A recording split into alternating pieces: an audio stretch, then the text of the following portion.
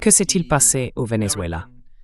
Pour la première fois, on voit l'administration américaine, l'administration Trump, sans diffuser le moindre discours sur les droits de l'homme, sur la liberté d'expression, tout cela. Ils disent « Nous nous occupons du pétrole du Venezuela, nous allons y aller ».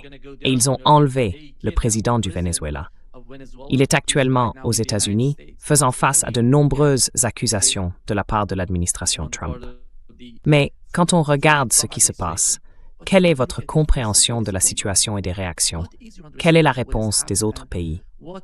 Hier, la Russie et la Chine ont condamné ce qui s'est passé compte tenu du cas du Venezuela. Mais en observant l'ensemble de la situation et la manière dont l'administration Trump parle du Venezuela, quel est votre point de vue? C'est très difficile à dire. Je suis en contact avec mes amis vénézuéliens, comme vous le savez, et je suis sûr que vous avez vos propres contacts. Ils ont tous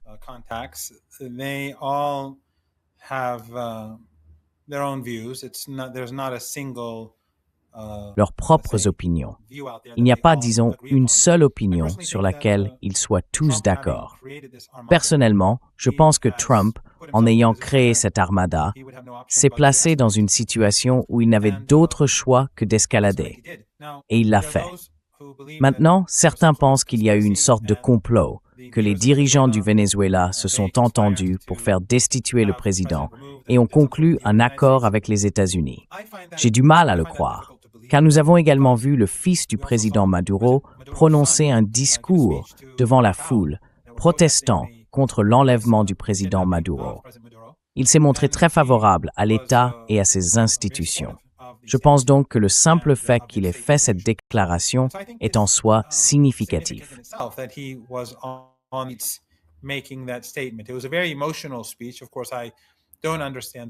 C'était un discours très émouvant.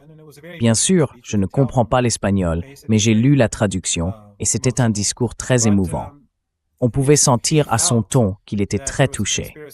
Mais s'il avait eu le sentiment qu'il existait un complot contre sa famille, ses deux parents, enfin, son père et sa belle-mère, alors je pense que sa réaction aurait été très différente. C'est une chose. Mais que des personnes de rang intermédiaire trahissent ou transmettent des informations aux États-Unis, je trouve ça tout à fait plausible. En fait, avec les nouvelles technologies, une grande partie des informations qu'ils recueillent ne nécessite même plus de présence sur le terrain. Et pendant la guerre contre le Hezbollah, ou pendant la guerre contre l'Iran, la plupart des informations qu'ils possédaient provenaient des nouvelles technologies et de leur utilisation de l'intelligence artificielle, ce qui les a beaucoup aidés.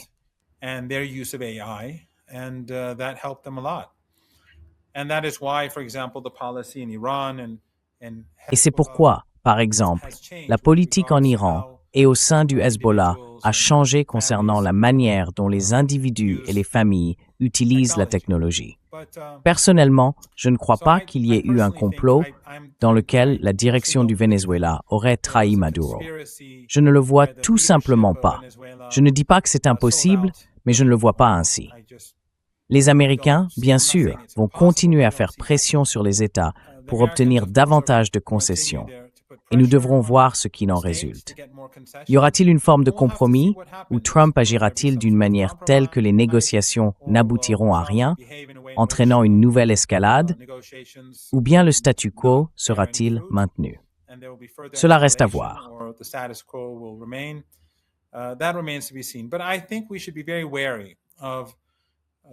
Mais je pense que nous devrions être très prudents quant à la diffusion d'informations ou de théories du complot qui créent des divisions parmi les Vénézuéliens ordinaires ou qui sèment la confusion. Parce que si j'étais, Dieu m'en garde, du côté du régime américain, du régime israélien et des services de renseignement occidentaux, je chercherais à provoquer la peur, l'insécurité et la division. J'imagine donc qu'ils seraient les premiers à promouvoir, que ce soit par leurs médias ou par des personnes proches d'eux sur le terrain, une sorte de théorie du complot affirmant que les dirigeants actuels du Venezuela ont trahi le président Maduro. Voilà une chose. Maintenant, je suis Nima. Je ne vois pas Nima. Donc je ne sais pas si j'ai été déconnecté ou si c'est vous qui l'avez été. I don't know if I was disconnected or you were Yeah, disconnected. I see you, Professor Marandi. Okay. Je vous vois, professeur Marandi. Très bien. C'est une chose. Où cela mène-t-il, à mon avis? Je pense que sauf si les Américains sont, disons, prêts à être réalistes et à faire des compromis, il y aura une impasse.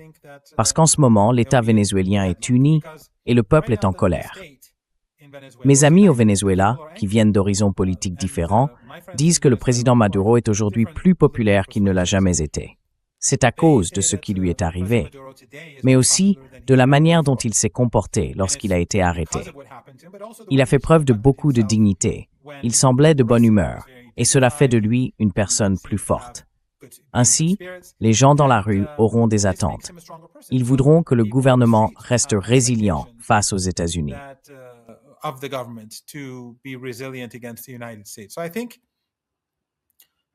Je pense donc que les négociations vont être très difficiles, car le gouvernement vénézuélien observera le peuple et sa position sur tout cela. Et le gouvernement américain, s'il veut intensifier la situation, que va-t-il faire? Je veux dire, ils ont déjà menacé la présidente élue de mort, puisque Trump a lui-même déclaré qu'il pourrait arriver quelque chose de pire à la présidente élue qu'à Maduro. La seule chose pire que ce qui est arrivé au président Maduro serait un meurtre. Il l'a donc essentiellement menacé de la tuer. Mais s'il le fait, je ne pense pas que cela se terminera bien pour les États-Unis. Cela ne fera qu'engendrer une plus grande indignation, non seulement au Venezuela, mais dans toute l'Amérique latine et dans le monde entier.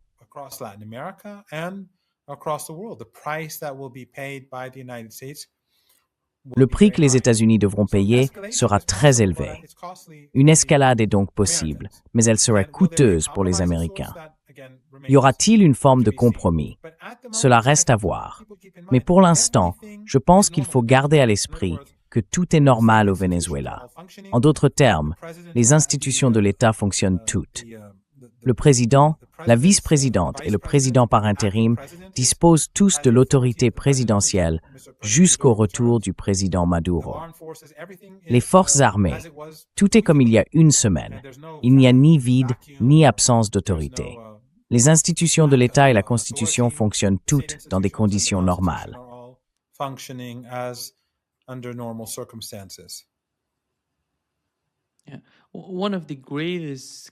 L'une des plus grandes préoccupations des populations d'Amérique latine est que lorsqu'elles comparent ce qui se passe au Venezuela à ce qui s'est produit au Moyen-Orient, en Asie occidentale, avec les cas de l'Irak, de l'Afghanistan, voire de la Libye, et plus récemment de la Syrie, elles constatent comment ce type d'action des États-Unis pourrait semer le chaos dans la région, dans toute la région. Et vous savez comment les guerres ont influencé la sécurité de l'Iran en Asie occidentale. Comment percevez-vous ce sentiment parmi les habitants du Brésil et d'autres pays d'Amérique latine qui s'inquiètent de ce genre de comportement dangereux de la part des États-Unis? Eh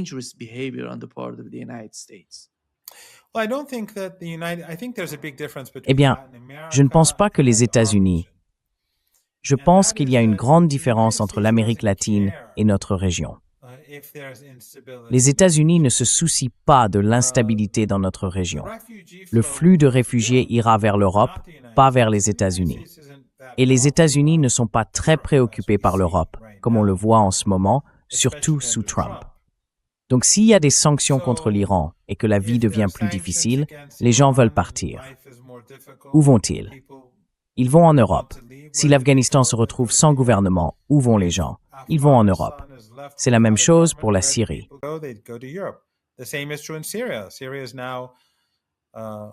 La Syrie est en train d'être balkanisée.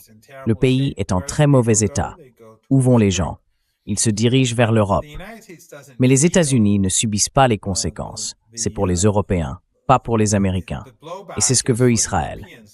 Le régime israélien souhaite une région fragmentée, une région brisée, afin de pouvoir régner sans partage. Et c'est bien sûr l'une des erreurs insensées qu'Erdogan a commises. Les Qataris en particulier, ainsi que d'autres dans la région du Golfe Persique, ont soutenu la sale guerre en Syrie. Mais ces deux pays ont joué un rôle central dans la promotion de l'État islamique et d'Al-Qaïda aux côtés des Américains.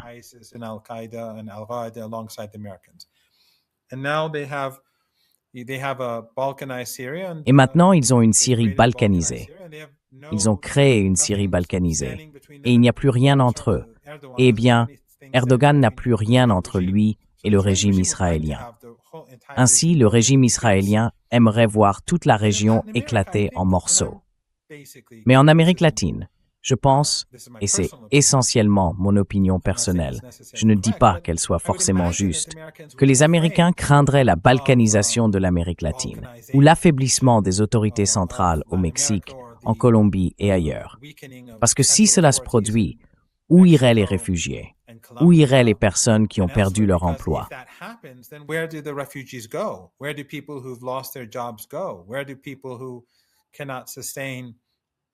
Où vont les personnes qui ne peuvent pas subvenir à leurs besoins? Elles vont vers le nord, elles vont aux États-Unis. Et cela va créer une autre crise, car le principal slogan de Trump a été d'empêcher ces immigrés et réfugiés d'entrer aux États-Unis. Mais si le nombre de personnes souhaitant fuir leur pays pour une raison ou une autre augmente fortement, cela deviendra un grand problème pour les États-Unis. Je pense donc que le gouvernement américain est probablement plus prudent en matière de guerre sale, de mort et de destruction en Amérique latine que dans l'Asie de l'Ouest et l'Afrique du Nord, car il se soucie davantage de ses propres intérêts et beaucoup moins de ceux des Européens. Mais ce n'est là que de la spéculation de ma part.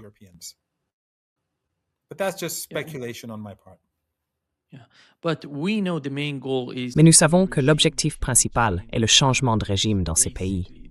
En gros, ils en parlent à Cuba et en Colombie. Le Venezuela est déjà en train de vivre ce processus. Quelle a été l'expérience en Irak et en Afghanistan après 20 ans?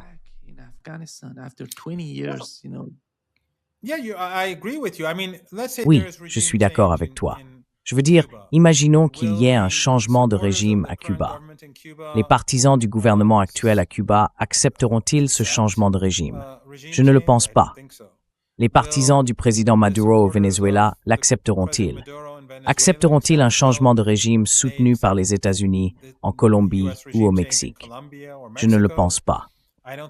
Je pense que ce qui se passera, c'est qu'il y aura une guerre civile ou une insurrection contre le régime nommé par les États-Unis, et cela mènera à une crise dans toute l'Amérique latine.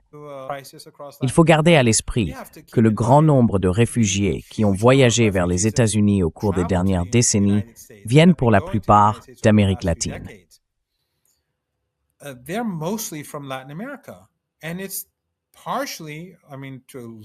Et c'est en partie, je veux dire, dans une large mesure, le résultat d'années de soutien des États-Unis à des régimes autoritaires qui ont été très violents envers leur propre population et envers la gauche politique et en fin de compte, la gauche militaire.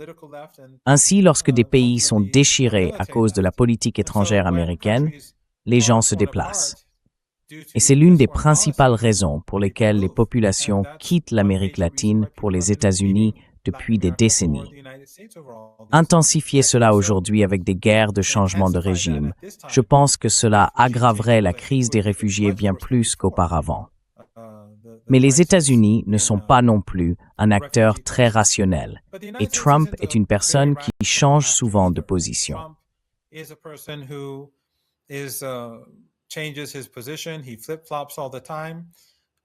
Il change d'avis tout le temps, et ce n'est pas une personne raisonnable. Un jour, il dit une chose, le lendemain, il dit quelque chose de complètement différent. Lui peut-être, enfin l'establishment politique américain, ils prennent sans cesse des décisions irrationnelles. Donc, d'après ce que je comprends, s'ils adoptaient une position rationnelle, ils ne chercheraient pas à provoquer un changement de régime. Mais encore une fois, c'est les États-Unis. Avec toutes ces guerres, nous savions dès le début, quand ils ont envahi l'Irak, que cela finirait ainsi. Je pense que nous le savions tous. Même chose d'ailleurs en Irak. Ils disaient que ce serait facile et que le pétrole paierait l'occupation. Mais au final, ils ont dépensé des milliers de milliards de dollars. Pas des centaines de milliards, pas seulement 1 millier de milliards. Not a trillion dollars. A trillion dollars. They spent trillions of dollars in Iraq. So Ils ont dépensé des milliers de milliards de dollars en Irak. Et c'est l'une des raisons pour lesquelles nous avons connu la crise économique de 2008 et 2009. Je veux dire, les politiques néolibérales et tout cela ont joué un grand rôle. Mais les milliers de milliards de dollars gaspillés en Irak et en Afghanistan ont contribué de manière significative à la crise. Si l'on regarde l'Irak, qui est un pays très riche en pétrole, les États-Unis y ont perdu gros. Et les parallèles avec le Venezuela sont assez frappants. Trump a dit la même chose. Tout se paiera tout seul. Nous gagnerons de l'argent grâce au pétrole. Et certaines personnes ont d'ailleurs dit ces derniers jours, de bons amis, d'excellents analystes meilleurs que moi, que ce que Trump veut faire au Venezuela, c'est prendre le pétrole d'Asie occidentale, c'est-à-dire de l'Iran. As the full reset strategies permet Mary Priban. that they will be able to use that oil to keep oil prices down. But I find that very difficult to. Mais je trouve cela très difficile à accepter. Tout d'abord, le Venezuela exporte très peu de pétrole, relativement parlant. S'il y a, disons, une guerre dans la région du Golfe Persique et que tout le pétrole d'Asie occidentale et du Caucase cesse d'être exporté, ce que le Venezuela exporte n'est rien en comparaison. Les exportations de pétrole et de gaz. Les États-Unis auraient donc besoin de plusieurs années, de nombreuses années, pour augmenter leur production à des niveaux très élevés. Et même alors, cela ne se comparerait toujours pas au Golfe Persique. Ensuite, il y a la question du type de pétrole que possède le Venezuela. C'est un pétrole très très lourd. Et bien que je ne connaisse pas grand-chose au pétrole, différentes raffineries utilisent différents types de brut.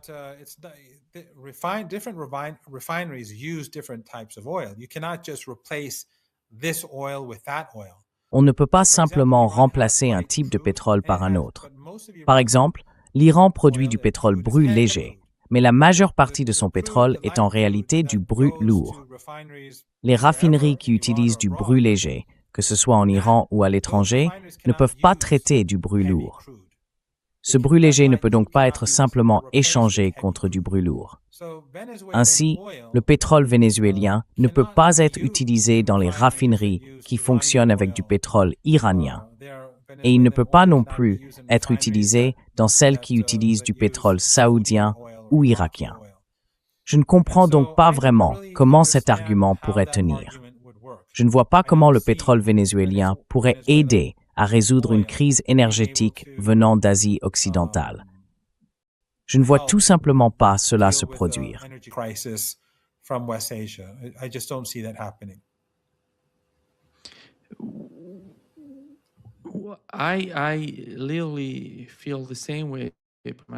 Je ressens la même chose, car le Venezuela est soumis à de lourdes sanctions depuis très longtemps. Les infrastructures ne sont tout simplement pas prêtes à produire autant de pétrole pour l'injecter sur le marché mondial. Mais en ce qui concerne, eh bien, je ne sais pas si tu as entendu. Il a dit, regardez ce que nous avons fait dans le cas du Venezuela. Nous y sommes allés et nous avons enlevé le président du Venezuela. C'est une victoire totale de notre part. Mais regarde ce que fait la Russie. Après 4 ans, ils ne font rien dans le cas de l'Ukraine. Ce sont 2 états d'esprit différents. La mentalité russe, la façon dont ils perçoivent le conflit en Ukraine, et la manière dont Donald Trump voit le Venezuela. Comment vois-tu cela?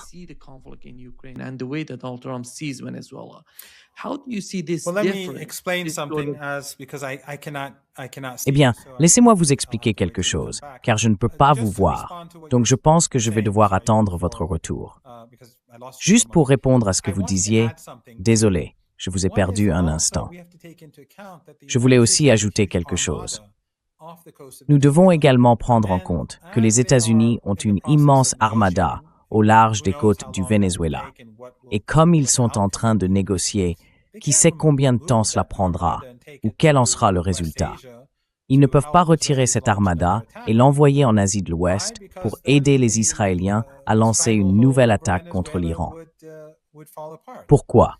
parce qu'alors l'emprise sur le Venezuela s'effondrerait. Donc si les Américains retirent l'armada et se dirigent vers l'Iran ou vers Israël, le régime israélien, ils ne pourront plus maintenir le type de pression qu'ils exercent actuellement sur le Venezuela.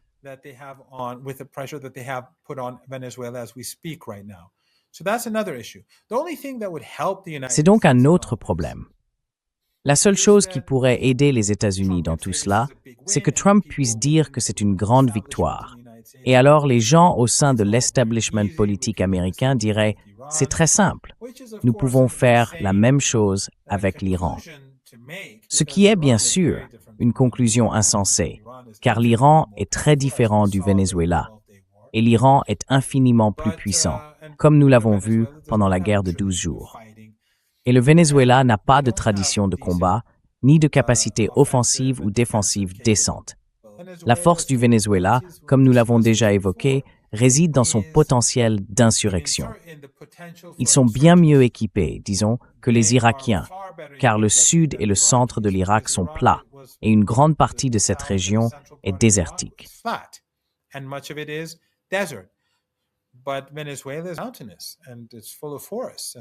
Mais le Venezuela est montagneux, couvert de forêts et par endroits de jungle.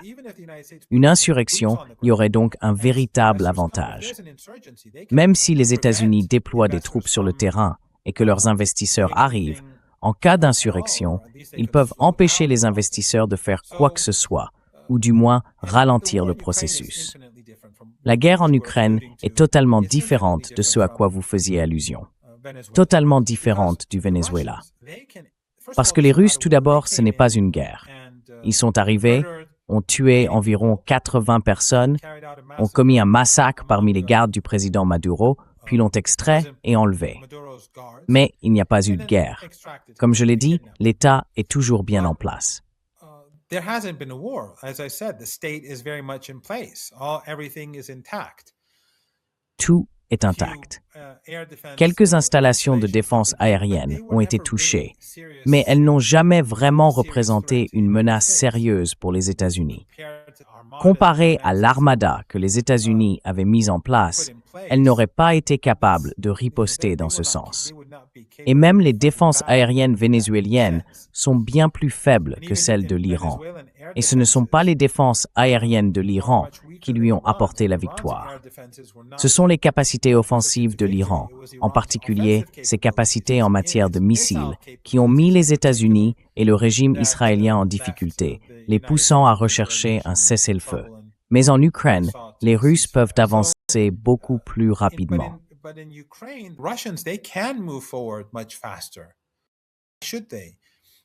Pourquoi le feraient-ils?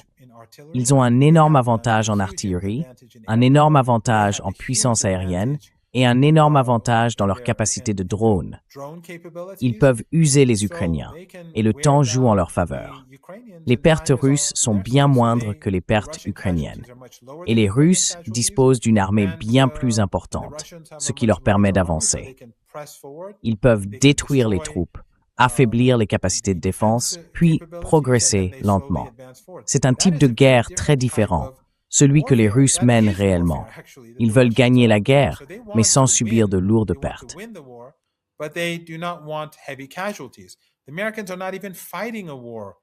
Les Américains ne mènent même pas encore de guerre au Venezuela. Chaque fois que les Américains interviennent pour prendre le contrôle et déployer des troupes sur le terrain, on pourrait d'une certaine manière comparer le Venezuela à l'Ukraine.